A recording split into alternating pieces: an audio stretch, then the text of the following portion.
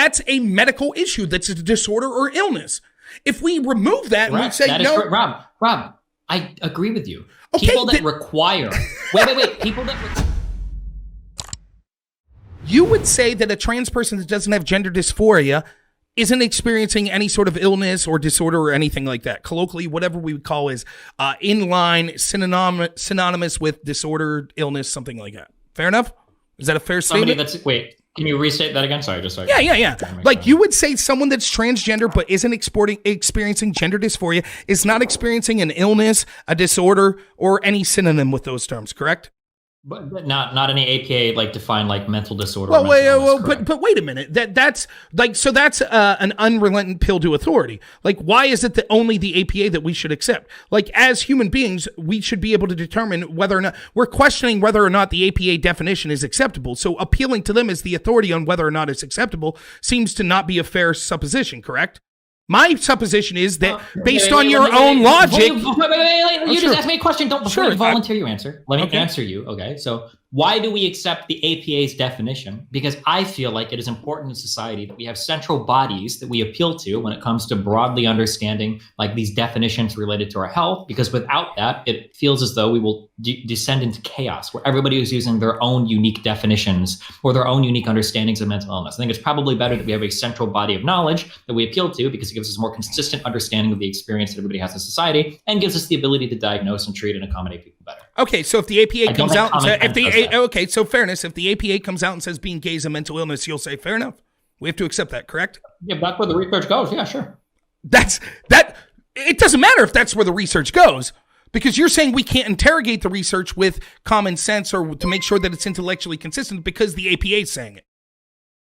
I don't think that we can come out and say common sense is our way of interrogation. Now, if you want to common sense is a bit. May I rephrase? But an appeal to common sense doesn't do that. May I rephrase it? Instead of the term common sense, how about we say intellectual consistency? Sure. If we feel like there's an inconsistency that some studies are being done poorly, or if we feel like the funding mechanisms are skewed or something, yeah, sure. No, I'm not even talking about funding mechanisms. I'm saying if scientists say something, then we should be able to replicate it and make sure that it's intellectually consistent. Correct? Replication gets hard the more abstract our science That's true. is. But sure. Okay. Yeah, but yeah, I mean, so then we'll ask whether or not that what you're determining as disorders, mental illness, etc., seem to make sense intellectually consistent with what most of us would say seems to make sense in the real world. So you're saying that transgenderism is only a disorder, illness, or any synonymous term if it results in some sort of depression, physical harm to oneself, something like that. Is that a fair characterization? I'm copying the APA's definition, yes. Right. So they would say it's only an illness. And keep in mind, I'm not saying just mental illness. I'm saying illness in general. It's only an illness if the person is depressed, wants to do physical harm to themselves, etc. Because those are characteristics of gender dysphoria, which is an illness. Is that a fair characterization? Mm-hmm. Okay, so based on that, wait. Yes, I agree with you, but okay. I would like to re-say over and over again mental illness, because psychologists, as far as I understand it, aren't in the business of diagnosing like physical ailment of like the body or whatever. That psychologists generally deal, their domain is the mind, so we're talking mental illness. Well, it's irrelevant to the point that I was making. I'm saying it's an illness. No, it's super relevant. It's super relevant because the way that we define like a mental illness might be different than the way we define like an illness. So, for instance, a medical doctor might say, "Hey, you have a cold," even if you're experiencing no symptoms, because we can actually define this at like a molecular level, or like a virologist might come in and say, "Oh, you're ill," even if you don't feel any symptoms. Whereas for mental illness, it seems like we identify those more based on symptoms than any type of underlying physiological condition, because we don't know how to or don't have the ability to measure those. We don't know what to look for. So that's why I'm drawing a distinction between like mental illness and like a physical illness. But notice I never did. Notice I was careful the entire time to say that it's some form of illness, whether it be physiological or mental. That's why it's irrelevant. If you're being careful to do that, I'm just telling you that's why I'm asserting right now. I'm going to use the definitions that make the most sense given the domains of these two different scientific disciplines. But listen, but my point, my conjecture the entire time is that transgenderism is an illness. Whether it be physiological and body illness or a mental illness, I've been clear on this the whole time. I will admit, I know physiologically, but you have. I understand you're saying that, but in order for you to give me Rob's version of why transgenderism is an illness, you would have to. You're gonna have to construct this whole other body of science, because I don't know like by which framework I can analyze your question and agree with it. We don't have to construct a body of scientists because we agree on the definitions of what transgenderism is. So we don't have to construct a body of evidence. If we could agree, again, you're deflecting to mental illness. If we could agree on what the definition of illness is, and if we can agree on what the definition of transgenderism is, then we're able to determine whether or not transgenderism meets that definition of illness, regardless of be it mental or physiological. Why do you think this is a valid approach to this question? Why isn't it a valid approach to the question? Because the central issue that just real quick, I promise I'll leave you finish. The central question is it acceptable whether or not for Amazon or places like that to be banning books that are critical of transgenderism as a form of illness, be it mental or otherwise, right? Saying that, so we need to differentiate whether or not it is a form of illness. Now, I know we agree that they have the legal right to do so. But it's a bad thing, right? We both agree on that, but that's what makes that debate uninteresting. So we're having a point of contention here. The contention is the fundamental claim that it's some form of illness true or not? I'm contending that it is an illness. You're saying that it's not. So that's why it's relevant. Your manipulation of different scientific fields to try to take definitions from one field and apply it to another is just not a valid approach to this. So stop. You can't wait, come. Sure, I'm sorry. Like 20 minutes, okay? You cannot take a definition from another scientific field and then try to hold other scientific fields to those same definitions and pretend like you're making any sort of coherent argument. It's completely incoherent. Medical doctors, as far as I'm aware, don't typically diagnose in the domain of the mind. Like usually you have to see like a specialized medical doctor, like a psychiatrist, or you have to see a non-medical doctor, like a psychologist, in order for these types of diagnoses. Like you're not going to go to like a general physician and they're going to say like, oh yeah, well, it looks like you have general anxiety disorder. Like I think they'll normally write you a referral to like a psychiatrist or somebody that's more equipped to analyze those things. And which is strange because you think, well, hold on, well, a medical doctor, a general practitioner should know like what an illness is. Well, no, because mental illnesses are something that exists under a scientific domain, right? But I'm not doing that, right? I fully acknowledge that. Clearly, you're right. Well, but right? you are, because you're trying to make like you're trying to take this idea of like what is an illness broadly speaking, and then you're trying to like ham fist this into like how psychologists define like mental illness when these things are totally different. Like a mental illness is like a behavior.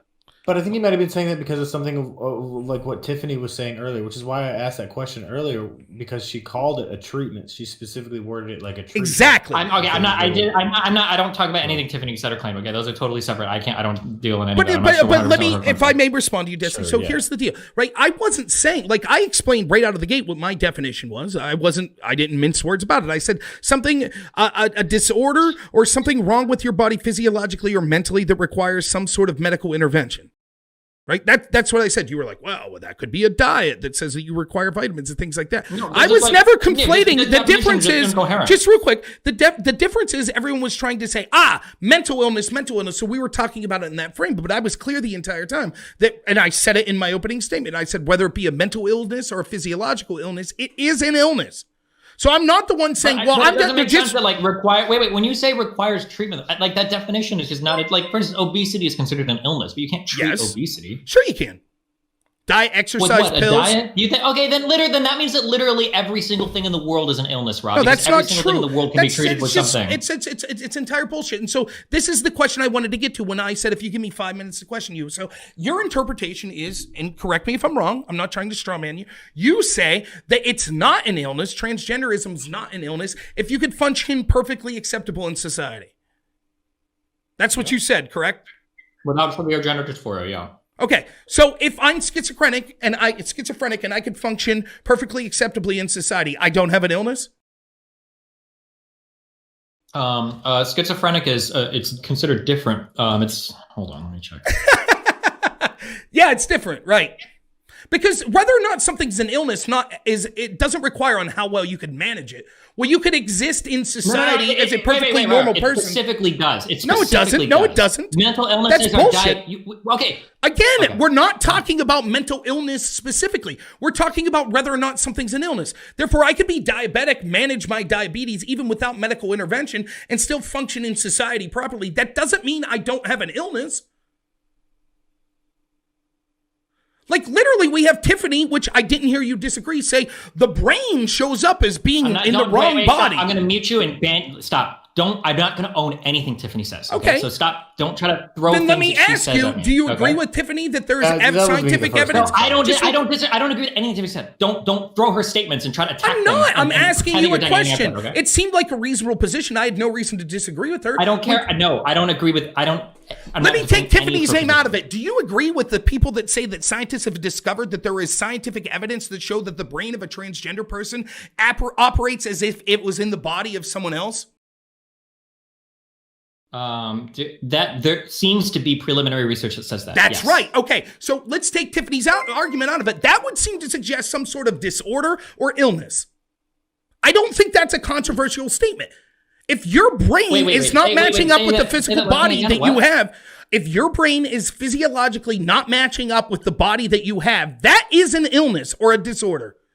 Simple. By what? Wait, what value do you get defining it as such? Because the brain is operating as if it's in a different mechanism. That shows that there's something inaccurate what is the value going on. that you get? What is the value that you get from that diagnosis? Well, one, we get to... Well, first off, the value of it is irrelevant to the truth of it or not. Secondly, no, that's not true. The only reason diagnoses exist is for value, Rob. That's bullshit. That's bullshit. That's not bullshit. That's why do you diagnosis think medicine exists. And all this stuff exists? Diagnosis exists rather on a basis of truth. That's why the diagnosis exists. It's not just medically. That's a diagnosis is a fundamental examination of something and the truth of that situation. That's what a diagnosis is. It being medical or not is irrelevant. So the value of the diagnosis is irrelevant. Second, there is value to the diagnosis, right? Because if there is a fundamental physiological difference between your brain and your body, then there's value in understanding that because it instructs you on possible treatments going forward.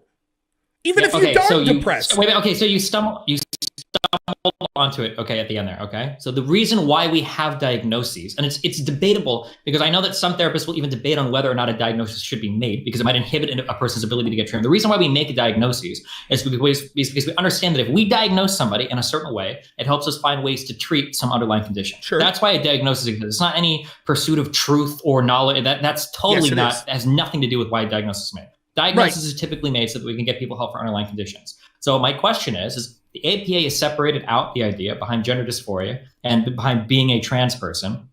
If they find that there's more value in separating those things out and identifying somebody with gender dysphoria or severe gender dysphoria is more valuable than just broadly identifying all trans people as having a disordered identity, right? Why wouldn't we just accept the APA's definition? Like, okay, yeah, this makes sense. Like a trans person can exist. They don't necessarily have a mental disorder. And there are some people that experience gender dysphoria to a great extent. And these people probably need help. Well, two reasons. One, much because the same way that somebody like with body dysmorphia, sure, right, is going to be different than somebody that just happens to be overweight. Yes, but it's the same thing. If your brain physiologically doesn't match up with the representation of your body, that's some sort of disorder. So there's two reasons why we shouldn't just appeal to the APA. Wait, why is that a disorder? No, what about a kid? Oh, no, wait. I can't just have you define something and run away from it. Let's focus on this one thing.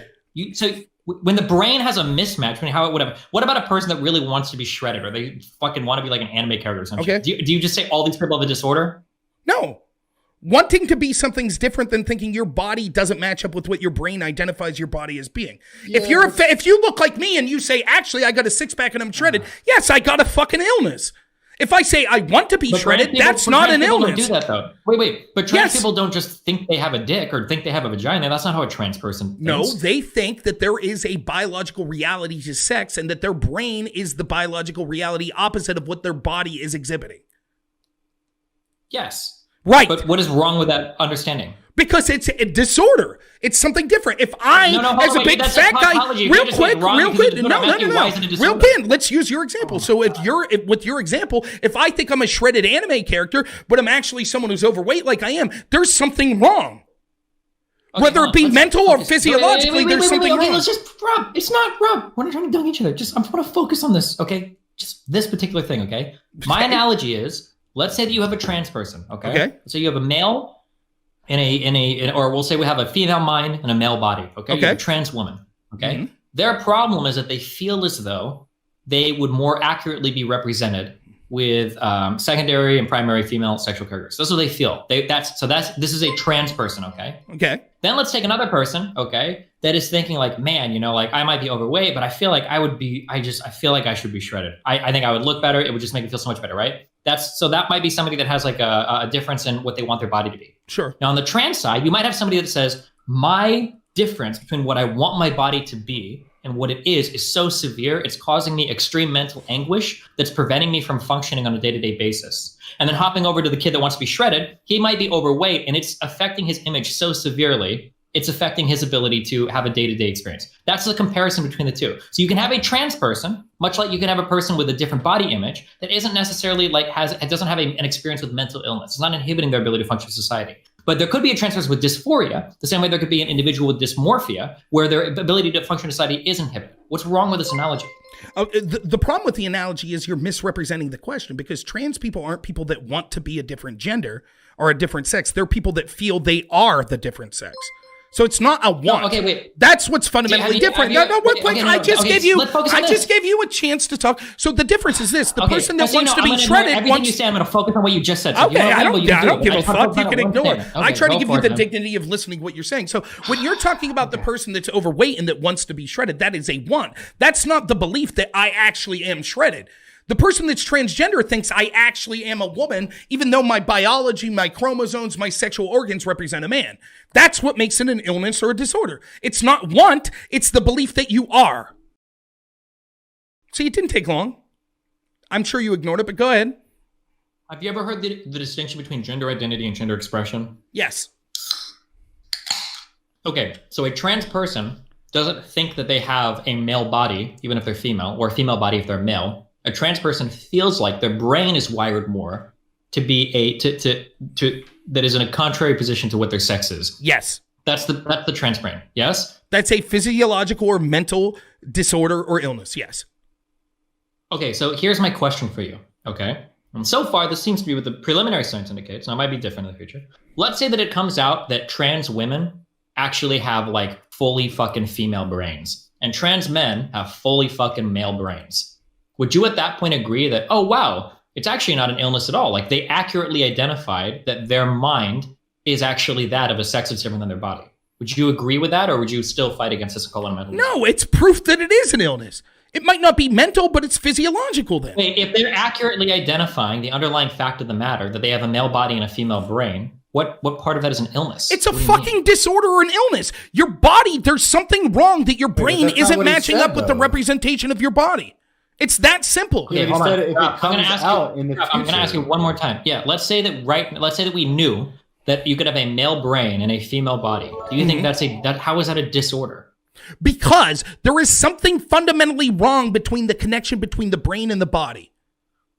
Okay, when I'm asking you for these answers, right, you keep appealing to these phrases like common sense or fundamentally wrong or disorder. I understand that's how you feel. I'm trying to ask you why. Why do you feel like that is a disorder? Why do you feel like that's fundamentally wrong? Do you think accurately identify that you're a male brain and a female body? Let's take the word. So you want to argue the semantics of disorder, illness. Do you think if there's I'm not a semantic. No. Who's this third person intervening? Like, I think me and Destiny are having a good conversation. Okay, I'm not. This isn't a semantics argument. Okay. This is a fact of the matter. I'm trying to actually get at what you believe here, right? Okay, what I'm getting at, what I believe is if you have a system that the operating system of it and the intelligence level of it thinks that it's in a body that's inaccurate, there's a problem. We call that problem a disorder, an illness, or something like that. Okay, here's a question. Let's say that we are 20 years into the future, we have brain transplant surgery. Sure. Let's say that I take Rob's brain and I put it into a cis woman's body. Let's say that you wake up and you're like, this feels really wrong. I feel like I feel like a man and now I'm in a woman's body. Would you say that that's a disorder, that you have a disorder there? I would say I have a disorder, an illness, or something that's wrong physiologically or mentally with my body, yes. What is the disorder? The disorder is that my brain is in the wrong body. Okay, so what is the solution for that? Put my brain in a body that more aligns with what my brain is. Okay, you just stated exactly.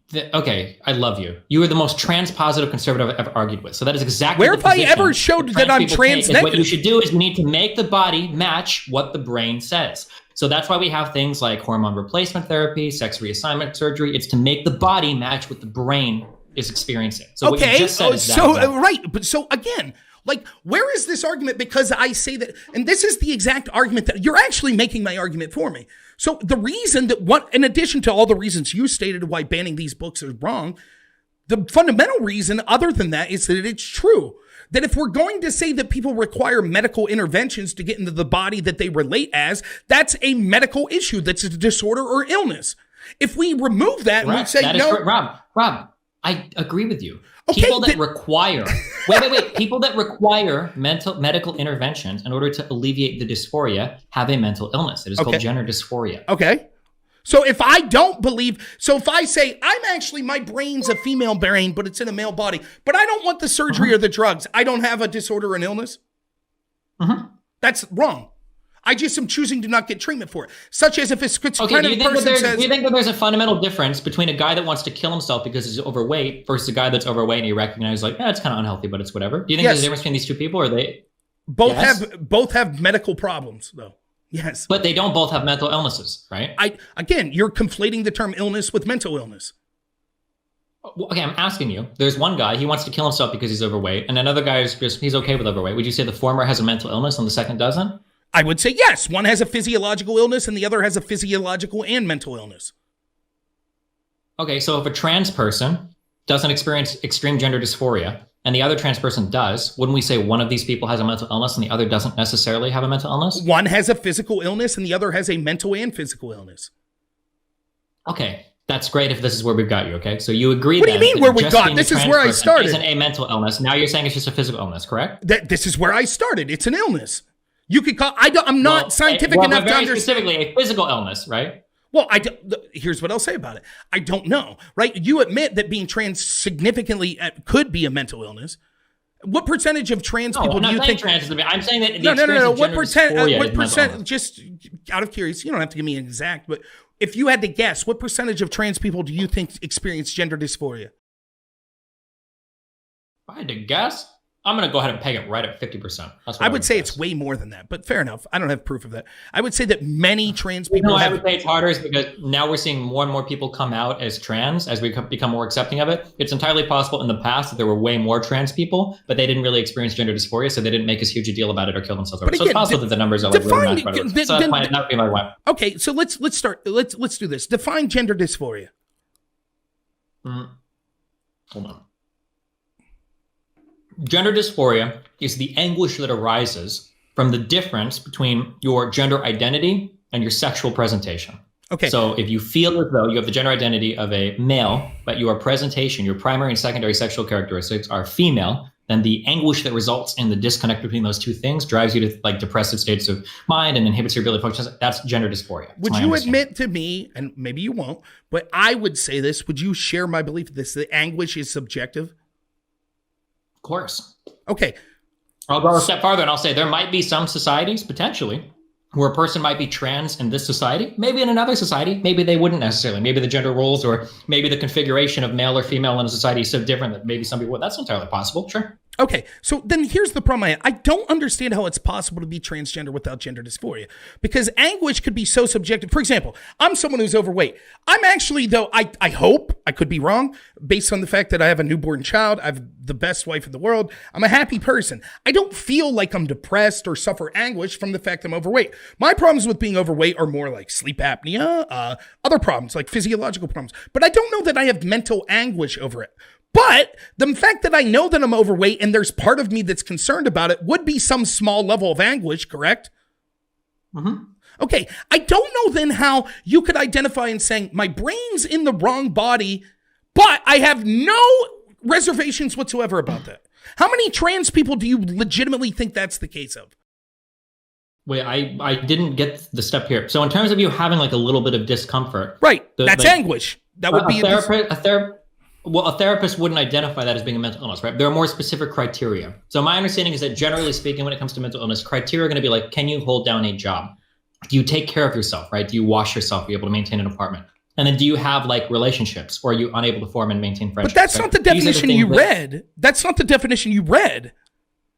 No, this is generally, yes, the definition of like most mental illness. Yeah, I think. Let's go back. Reread the definition of gender dysphoria. Reread what you said. I'm sorry, I didn't mean to burden you to diagnostic I assumed you criteria, gender dysphoria. All right, I'll go check it. Hold on. Okay.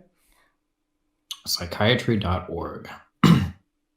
Damn, I wish I had more water. I actually have running city water. I could get some. The DSM-5 defines gender dysphoria in adolescents and adults as a marked incongruence between one's experienced/expressed gender and their assigned gender, lasting at least 6 months, as manifested by at least two of the following. A marked incongruence between one's experienced/expressed gender and primary and or secondary sexual characteristics. Hold on. Sorry. No problem. A strong desire to be rid of one's primary and or... This is a different definition though, right? Just asking.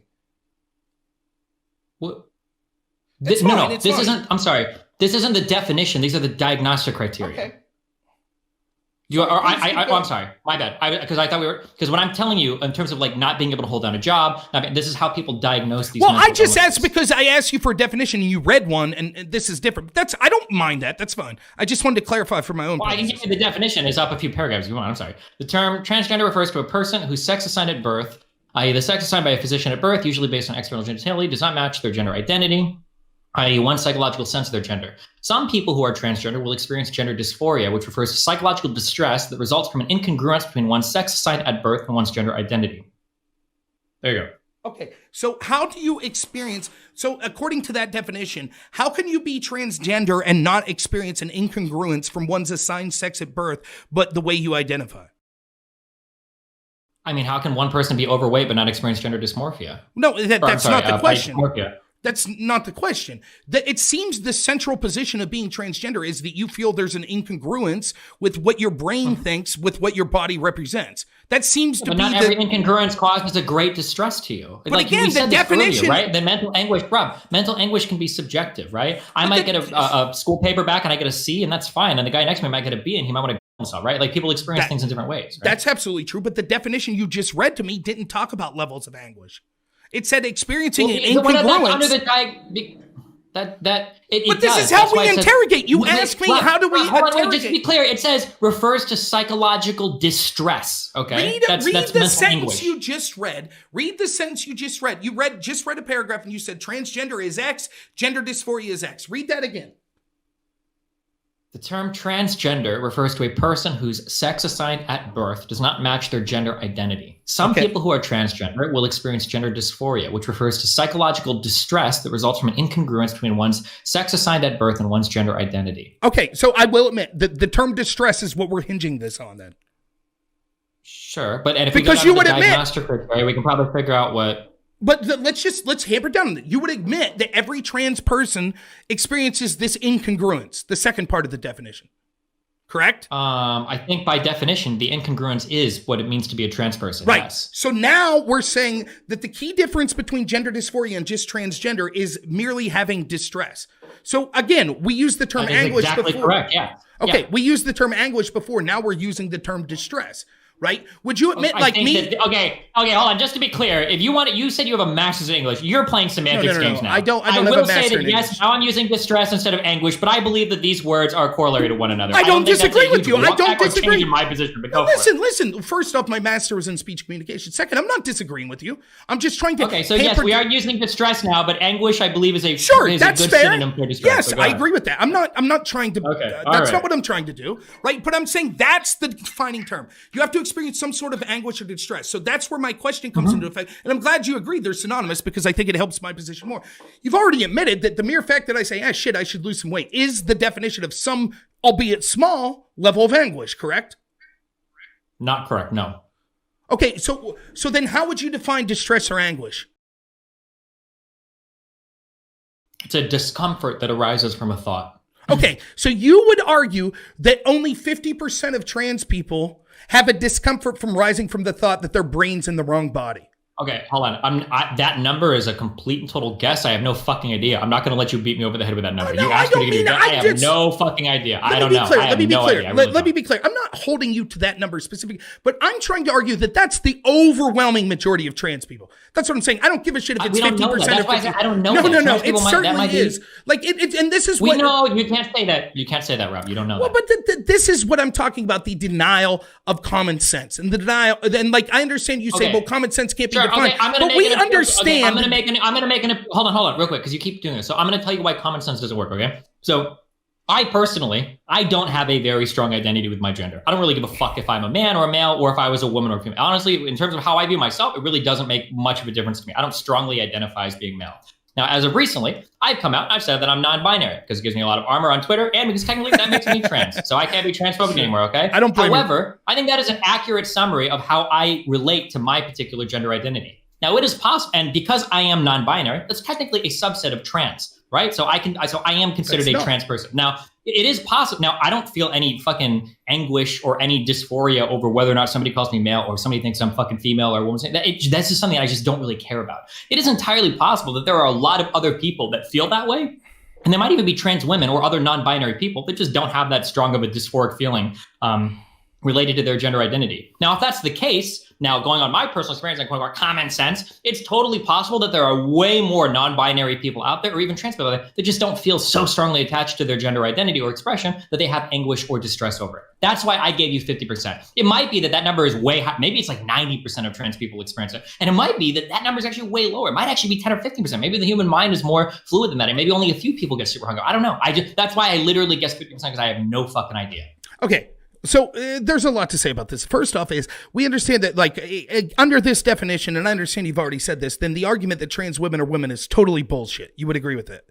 I agree. I already said that. I think it's a dumb sentence. That's fair. So I'm glad to at least get that admission. Secondly, like that's different. You feeling that you're non-admission. That has always been my position. Okay, but that's fair. I don't like. I know we've had a few interactions. I don't watch all of your positions. When you say I'm glad I got you to admit that, you're making it sound like I'm giving you ground or whatever. I've always had this opinion. Okay, fair enough. Well, you said that you were glad that you got me to admit that it was an illness, not a mental illness, which has always been my position. That I don't know. Because now we're narrowing the argument. You seen before. Right. That's what I'm saying. We're narrowing. Right. That's exactly what I'm saying in this situation with you. We're narrowing the argument. Secondly, you claiming to be trans, claiming to be non-binary gender is different than what we colloquially understand as transgender. Again, you've already read the definition of transgender, which is believing that you're in a body, your brain is in a body that doesn't represent the physical manifestation of what your gender is. I actually think the term transgender is actually a misnomer. If you ask most trans people, I believe the actual physical term would be transsexual because gender is something that we're able to say is societally constructed.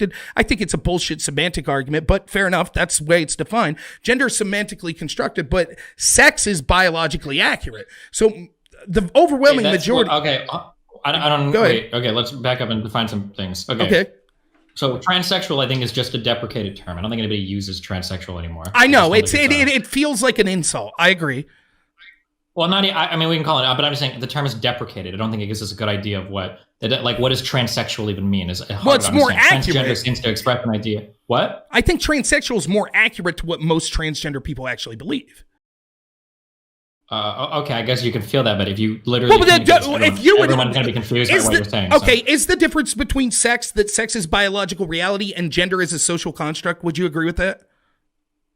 No, but I don't know how much I want to fight on the philosophy, so I guess I'll say yes for now. Okay, well, sex, fair enough. I will say that I will admit that I'll say that sex broadly refers to two categories that have some underlying fact of the matter, some underlying features that seems to be encompassed by male and female. I agree with that. Yes. Okay, so I think that most transgenders feel that they're in actuality transgender. Right, that they feel that there is a biological denial of a difference between what their brain and their body experiences. So therefore, that's not transgender. Like you could be transgender. I could be transgender. I could say physiologically my brain and my genitalia and my chromosomes match up, but I don't agree with the societal construct that I'm a male. I think that I'm non-gender binary, or it might literally be the disorder might actually be not being trans though. If you have a female brain in a male body, how is you acknowledging that biological reality? How is that a disorder? Wouldn't it be if you were suppressing that reality? Wouldn't that be the disorder? Is pretending No, that would be trans? a mental disorder as far as as opposed to a physiological disorder. Having a brain that identifies you, having the chromosomes of one sex while experiencing the genital or the mental capacities of the other sex is something wrong. There's something wrong. I think that semantically we could call it an illness or a disorder, but there's there's something wrong. I don't necessarily. Yeah, I mean, I guess it's possibly we could call that. But then if that's true, then we're gonna run down the other rabbit hole we went to, where you're saying like, okay, well, this needs to be treated, and how we treat it by making the body. We make the body match the mind. Well, I certainly agree with that. I think that if there's biological evidence that your mind's exhibiting criteria of the other sex, that yes, that possibly. I'll be fully honest here. I'm not a medical expert. So I don't know what the best treatment would be, but certainly that seems like a credible argument that if your mind, the mind is you, basically, your mind is who you are. And so if it's exhibiting the patterns of being in a body that's different, and I don't mean just, I feel like that, but literally biologically it's experiencing different patterns, then I think that it would be a reasonable treatment to try to make the body match the mind as opposed to make the mind match the body. I think that's reasonable. Okay, then I don't know then is where we really just hung up on what we're calling an illness. Right, but that's the point, right? Because we're literally. So you agree with so then just curious. So then let's say that we had a brain scan that could identify female brain, male brain, 100%. Let's say trans people go into this lab, boom, they get identified. Oh, cool. I'm in a male body, I have a female brain. You're fully on board with okay, well, hormone replacement therapy, sex reassignment surgery, this is what gets the brain to match the body, and then these people are good. This is a good treatment for this.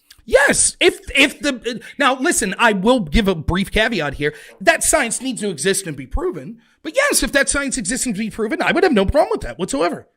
At all. Okay, so then your issue is just that merely stating that a brain doesn't match a body, that in and of itself is an illness, even if the person doesn't experience any type of distress or anguish related to that. That's exactly right.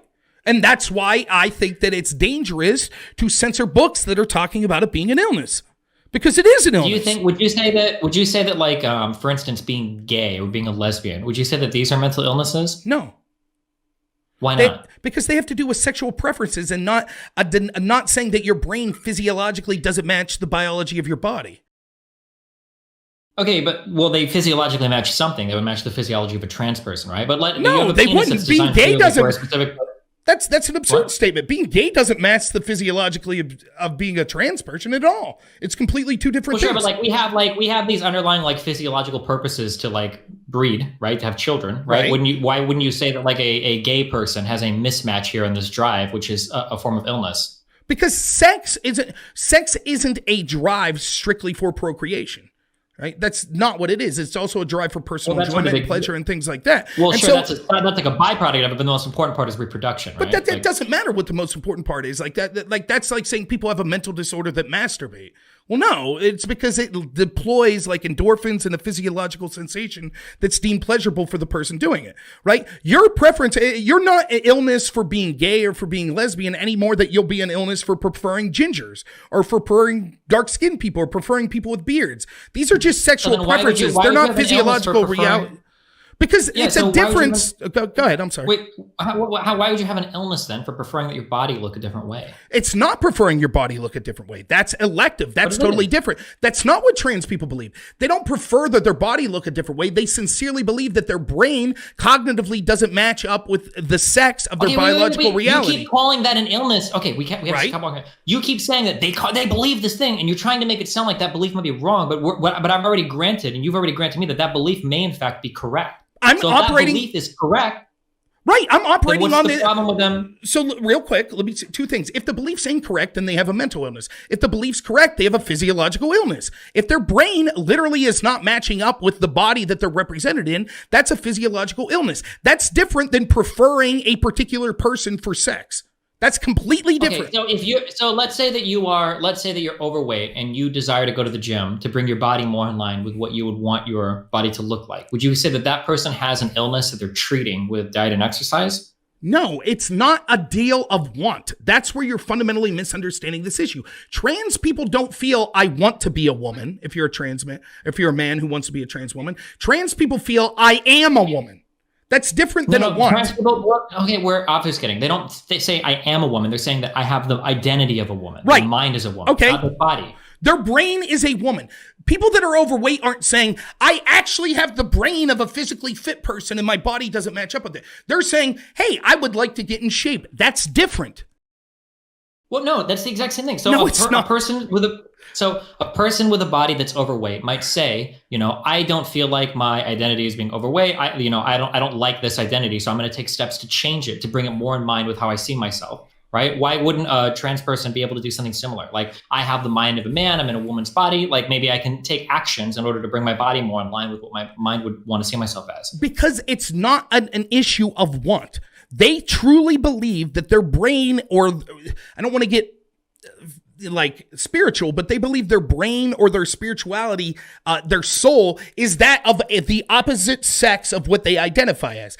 That would be like a fat person saying, I truly believe I'm a skinny person. I truly believe it. I look in the mirror and I'm a skinny person. And I feel like maybe we're just stuck here at this. This is our epistemic ground zero. You keep making these analogies and it seems to be that because in order for this analogy to work, a trans person has to be mistakenly identifying. No, they don't.